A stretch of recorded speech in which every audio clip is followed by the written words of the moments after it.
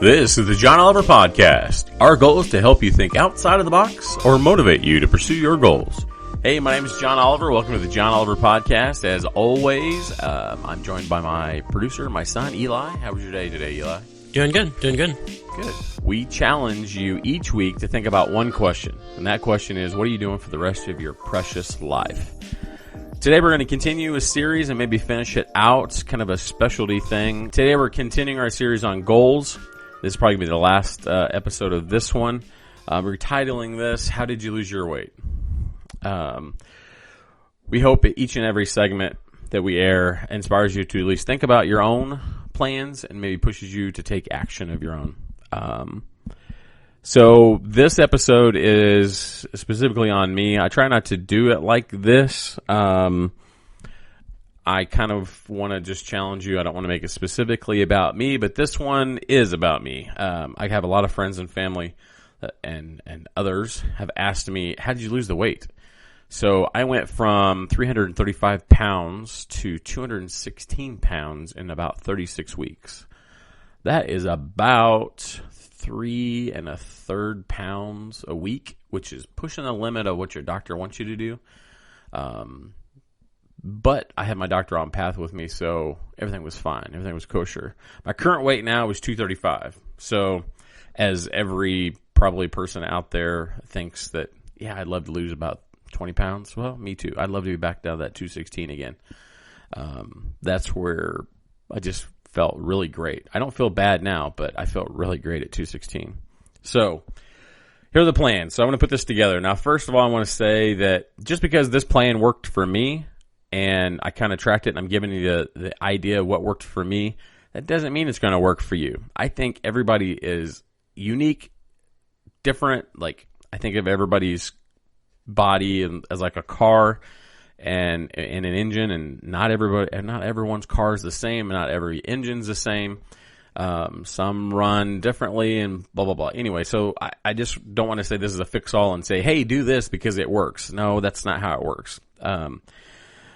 I believe the first thing I did before I even started recording or trying to lose weight was I got to figure out what my problem is. I'm overweight for a reason, and that's, I'm putting food in my face, but there's got to be something else that's the problem.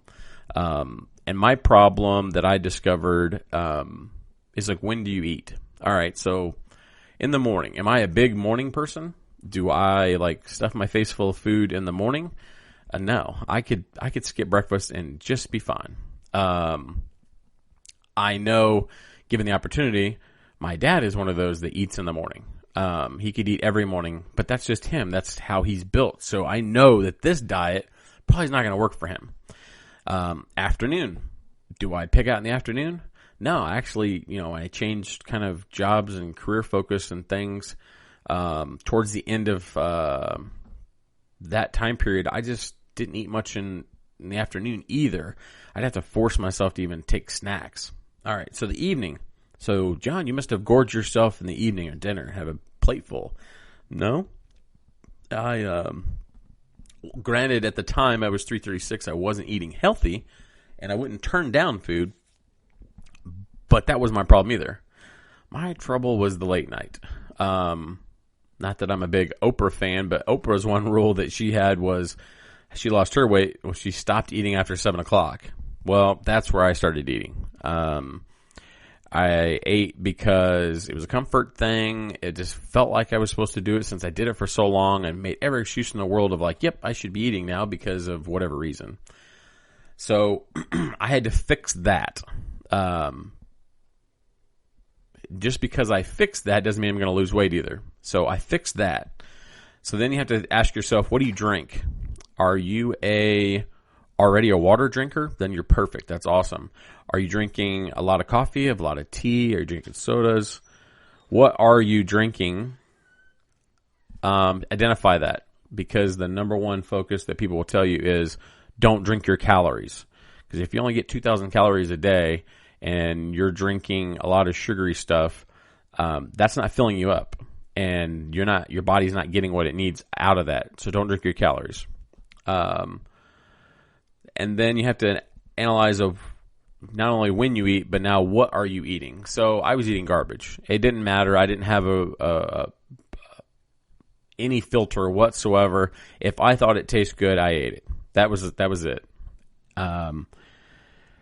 I measured food by the cost of it, literally. So if it was, dollar menu thing, it's cheap. That means it's small. I could eat it and it really doesn't count. Well, that's total BS. I considered, if it was expensive or I spent some money on this, then I better eat it because then I'm just throwing money away. And there's another, misnomer, a bad approach. And speaking of misnomers, I'm going to go back to that when do you eat, that morning, afternoon, evening, and late night stuff.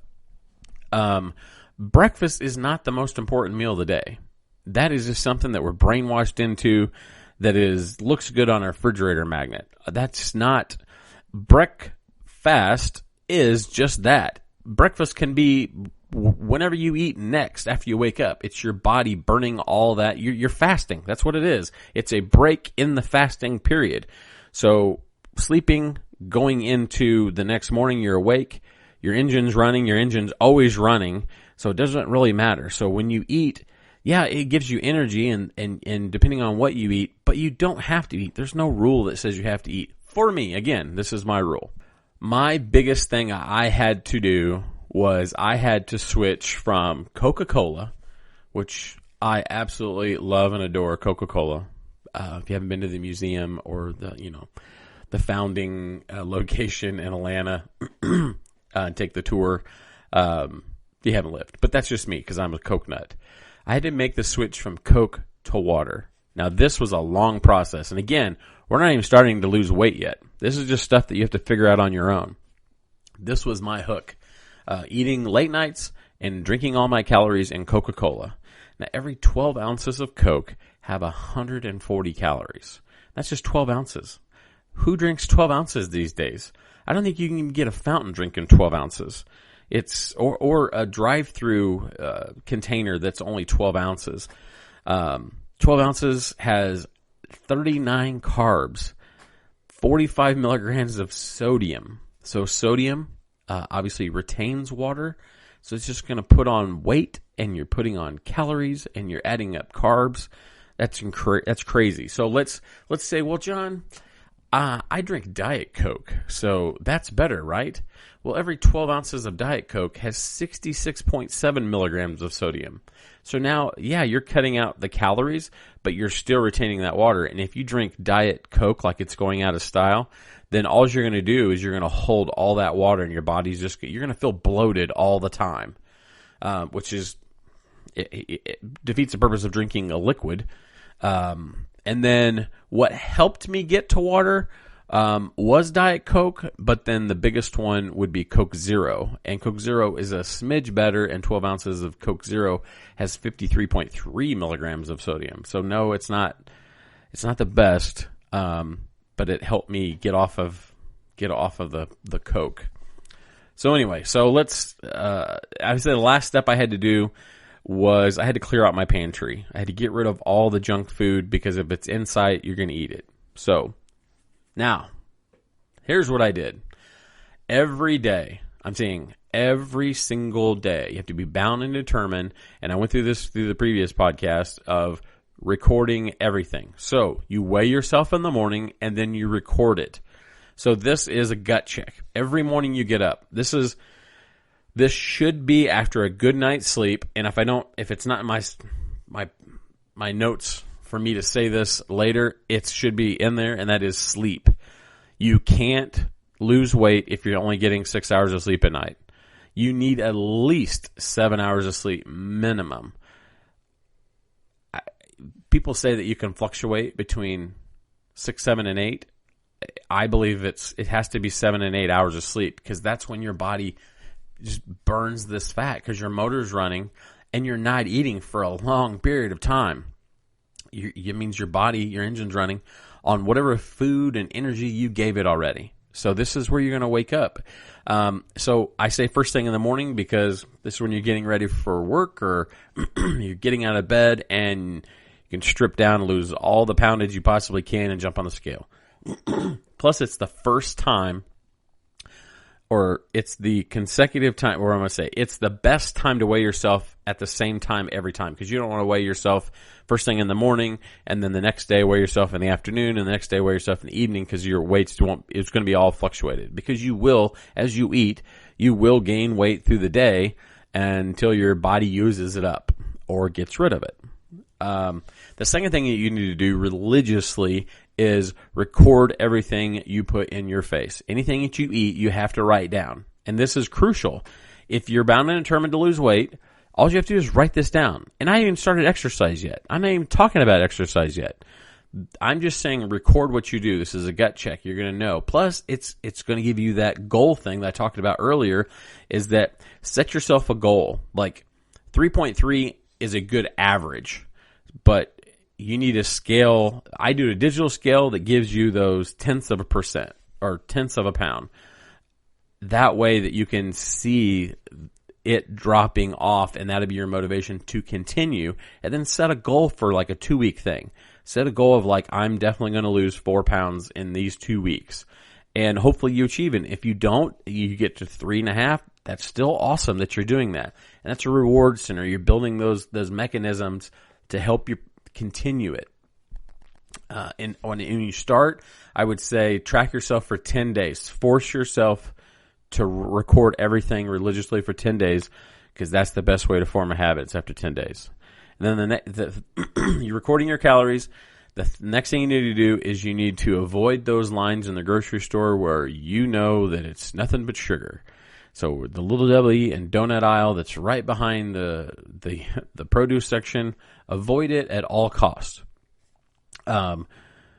Your body does not need dairy, so I would actually go on the 30 whole food diet list and eat everything that's on that list, and which means basically you're eating chicken. Red meat should be like once a week, and that includes pork. So even though I'm a huge fan of bacon, you kind of want to limit that for once a week. So I made bacon my reward for the week.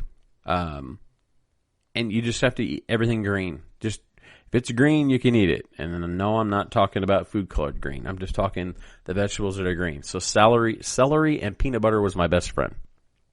So anyway, so you start recording calories. So this means you put a cap on yourself. So, download an app, your favorite app or whatever, set a calorie intake for your body weight. You can go online and figure out what you need to do to reduce the number of calories from where you are based on your size, height, gender, blah, blah, blah, and all that fun stuff. Hit your calorie counts and stick to it. So what this does is it trains you what you should eat and how much you should eat.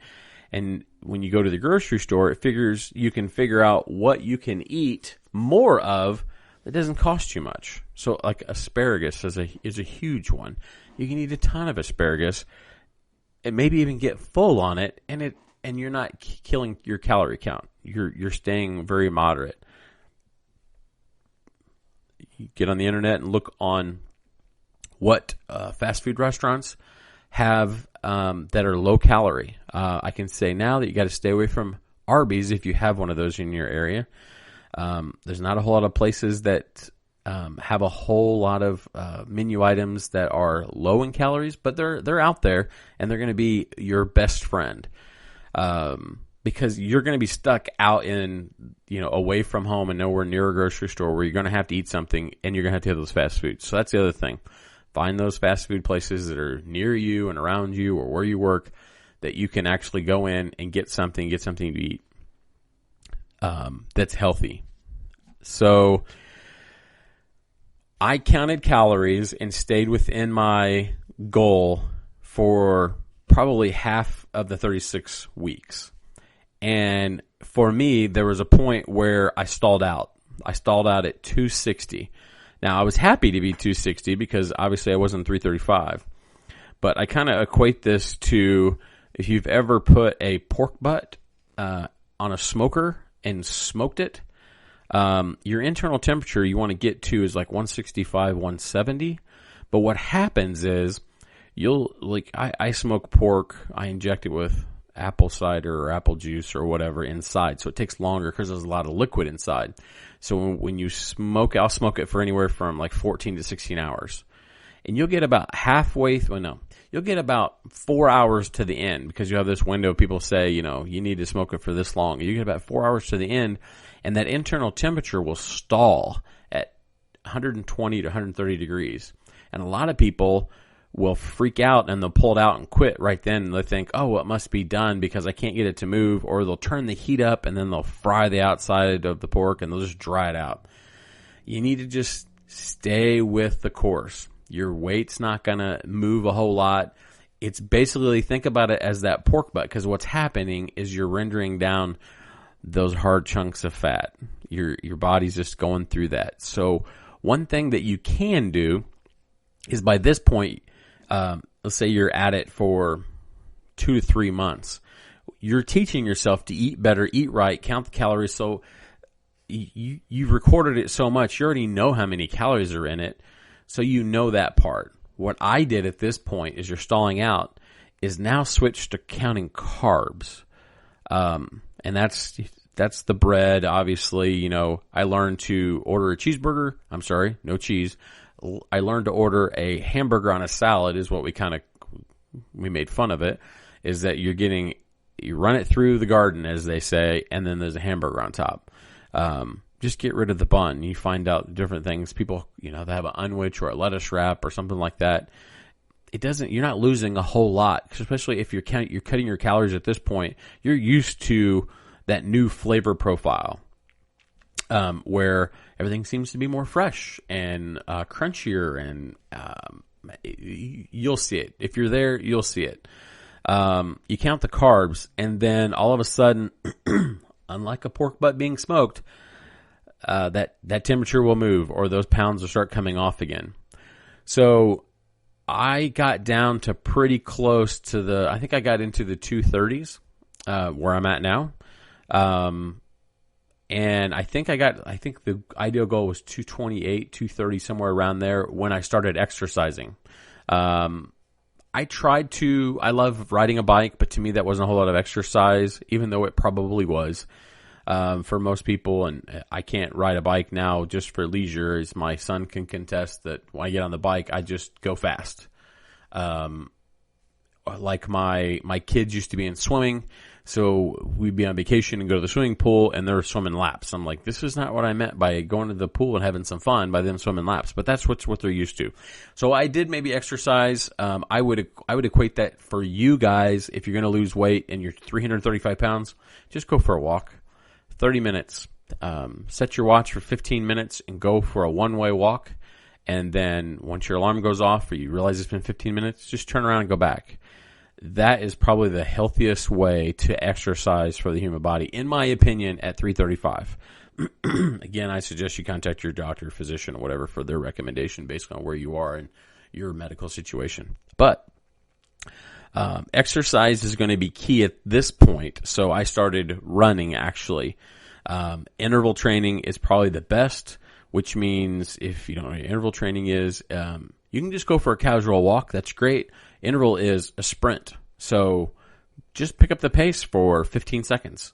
Pick out a tree on the walk and just try to run to the tree, and then walk for a minute, 2 minutes, 3 minutes. Get your breath, lower your heart rate back down, pick another tree or 15 seconds and go run again. Sprint. Those sprints is what burns the biggest bulk of calories. The next phase of exercise would be weightlifting. Heavy weights, resting periods is the debunk. You don't have to wait 30 seconds, 45 or 2 minutes or whatever. It's just lifting heavy weights. You can do reps or whatever, but if you've never lifted before, just lifting weights period is going to help you out. It's basically walk into the gym with a dry back and walk out with a wet back. Basically, that's what it is. Just get up a good lather. Just sweat. Lifting is going to help you build muscle, and muscle is what burns fat. Okay? So at this point, I developed some good habits. Working out became easier. Riding the bike became easier. Running became easier. Everything becomes easier. And when it does, you just want to do more. You want to incorporate, for me, I want to incorporate sports or other things because now you're more fit. You can do different things. Eating just becomes natural and easier. You just have to keep yourself in check. No matter how many compliments you get of that you look great, stay with what you're doing. My biggest problem that I had in the previous times of losing weight has been good friends saying, oh, you're skinny enough, you don't need exercise, and here, eat this. And it's like, no, just stay on the course. Do you. Don't change for somebody else or because someone else's opinion has forced you to want to change. Don't do it. Stick to your path, stick to your goal. Hit your mark, whatever that mark is. Grocery shopping becomes easier. Your palate changes, as I kind of mentioned before, is that I can't drink a Coca-Cola now. As much as I appreciate it and loved it for so many years, it is way too sweet for me because I conditioned my body to not want it anymore. I've switched to coffee with a natural sweetener, not a natural sweetener, an artificial sweetener. And I can have a podcast on that. Don't believe the old wives' tales of, the yellow stuff or the pink stuff or whatever is bad for you. Nope, it's not. It's completely natural. Not natural. The body gets rid of it or digests it healthy, doesn't cause cancer and all that stuff. So yes, use those sweeteners to your advantage. Don't use too much of them because once you get that sweet tooth for something, it doesn't let go of you. So use it in good moderation. Anyway, I hope that maybe this story, I have a lot of people ask me, John, how'd you lose the weight? That is in the nutshell on what I did. I hope you reach your goal, whatever that goal is.